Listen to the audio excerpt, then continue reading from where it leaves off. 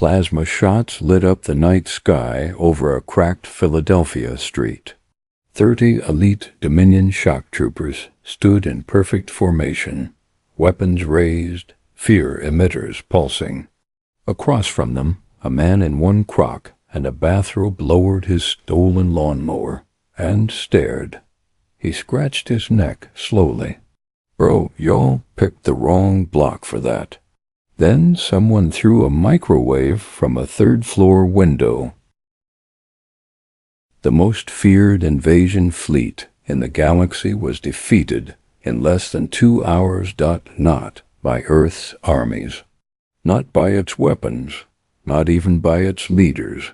They came expecting terror and surrender. Instead, they landed in North Philadelphia. What happened next forced the Dominion to rewrite every rule they had about humanity, and they never came back. In the cold void between stars, the Dominion War-Caste had built an empire on fear and efficiency. They had conquered 7 worlds in under a decade. They had shattered the moon colonies of the Cricks without firing a shot. They had vaporized orbital defenses across a dozen systems and once ended an entire reptilian empire by poisoning their sacred, mating swamps, and then politely sending a surrender form. So when Commander Vrail looked down at the blue planet called Earth, his mandibles clicked with satisfaction. His massive invasion fleet hung silently above the eastern coast of a nation known as the United States. Below them, glowing in the night, was a high-density urban zone marked on their maps simply as Philadelphia, strategic value, moderate, expected resistance, low. Vrail turned to his second-in-command, sub-strategist Krell. "Begin the psychological terror phase," he ordered. "We will strike where they least expect it." Krell hesitated, antennae twitching. "Commander, the military bases and government centers are more logical targets." Vrail waved a claw dismissively. "No, we land in their weakened social zones. Their order is already fractured. Fear will spread like wildfire.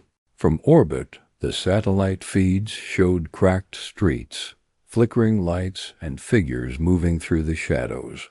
Krell's antennae lowered. "Commander, I am not certain this area has much social order left to weaken." Vrail's eyes gleamed. "Perfect. That is precisely why it will fall first." At 9:17 p.m. local time, 3 black angular dropships descended through the clouds over North Philadelphia. Their engines produced a deep, soul-crushing hum designed to break lesser species.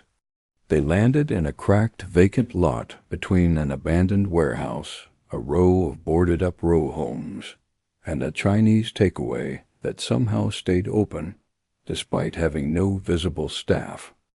The ramps hissed open. 30 elite Dominion shock troopers marched out in perfect formation, reflective battle armor, plasma rifles glowing, fear aura emitters pulsing. They were the terror of the galaxy.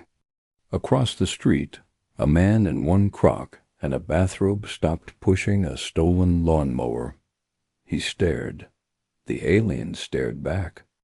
The man pointed at the dropship. "Y'all from Jersey?" The lead trooper activated his translator. "We are the Dominion." "You will submit." The man scratched his neck. "Submit to what?" "To occupation." He looked around the block, then back at the aliens. "Bro, you picked the wrong block for that." The first plasma warning shot melted a traffic light. The second melted the side of a parked van. The third was never fired because someone from a third-floor window hurled a full-size microwave that hit the lead alien square in the helmet. He dropped like a sack of bricks. From orbit, Vrail leaned forward. "What was that projectile?" Krell checked the scan. "Domestic food heating appliance, Commander. Why it was airborne is unknown. Then the street erupted. Not with organized military resistance, not with disciplined soldiers, just North Philadelphia, being North Philadelphia. A man sprinted out of an alley swinging a copper pipe. A woman on a balcony started launching flower pots with terrifying accuracy.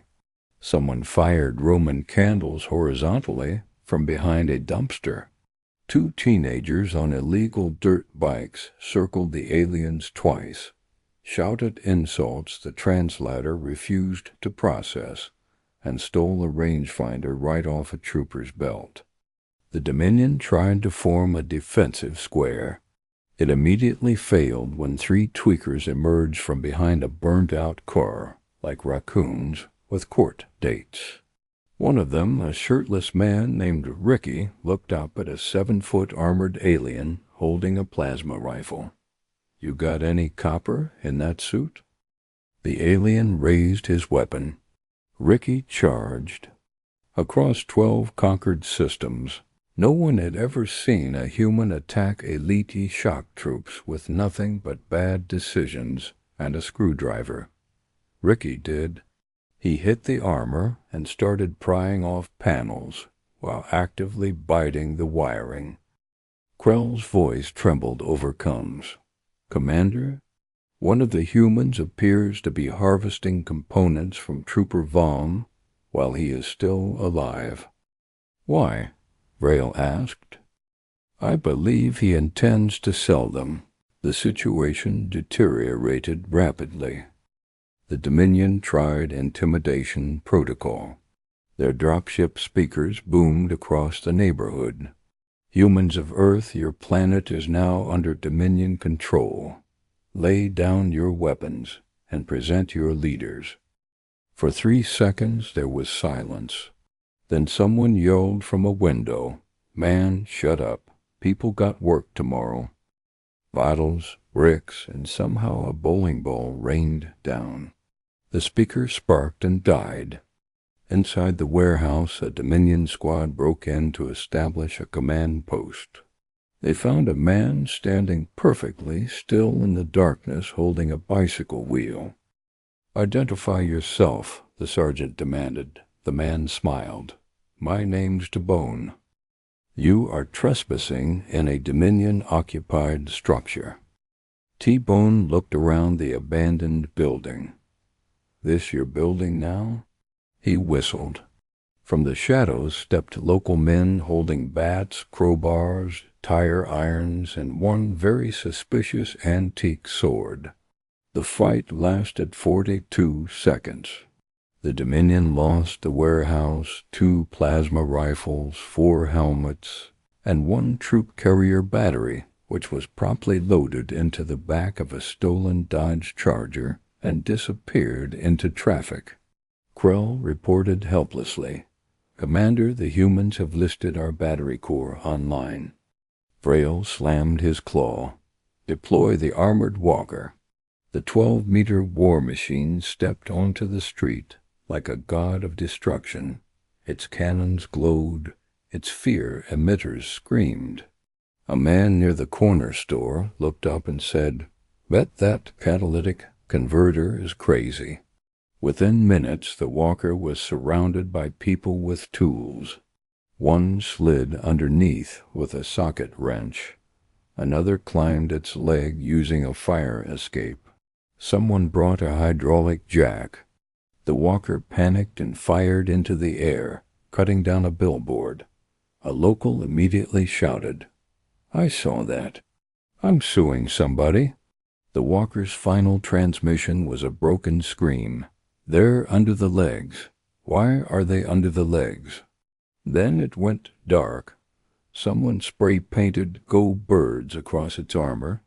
By now, the Dominion was truly desperate. They released their ultimate weapon, the supreme pacification beast, a 3-meter-tall bioengineered nightmare with venomous spines and a roar that could paralyze civilizations. It roared. Then a 30-kilo pit bull named Princess wearing a pink collar and the moral confidence of a chainsaw, came charging out from behind the corner store. The galaxy's most feared terror creature was chased around the block by one small dog. Princess dragged it by the leg into an alley. The screams that followed were haunting. At 10:40 p.m., Commander Vrale finally gave the order. Retreat. The surviving aliens fled to their dropships. One was missing doors. Another had a shopping trolley welded to its stabilizer. As they rose into the sky, Ricky stood on the disabled walker wearing an alien helmet backwards, holding a plasma rifle. "Come back with more copper," he screamed. The fleet withdrew. In orbit, Vrale filed his report. Earth invasion canceled. Local conditions unfavorable. Recommendation: avoid Philadelphia. Krell asked quietly, "Should we mark the entire species as hostile?" Vrale stared down at the glowing city. Loud, chaotic, unbothered.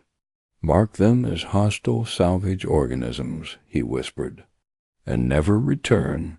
Months later, a single Dominion scout probe returned to Earth's orbit for observation.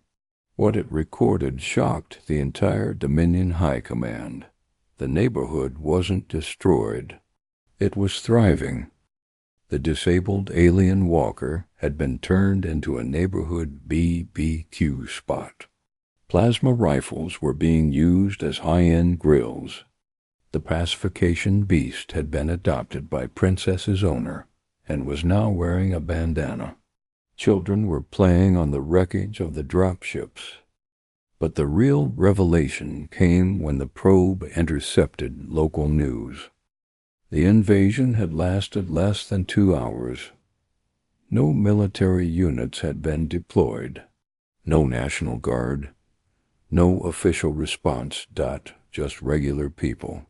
People the Dominion had dismissed as primitive and chaotic. The probe's final recording captured Marcellis leaning against a car, smoking a cigarette, looking up at the stars. Ricky walked up beside him. "You think they coming back?" Marcellis smiled. "Nah, but if they do, we got enough copper this time." And for the first time the galaxy understood what it truly meant to be human. We don't always fight with armies. Sometimes we fight with microwaves, bad decisions, and the unshakable belief that nobody, not even aliens, gets to disrespect the block. If this story moved you, subscribe for more human stories from the stars. The universe is big, but it has never met us.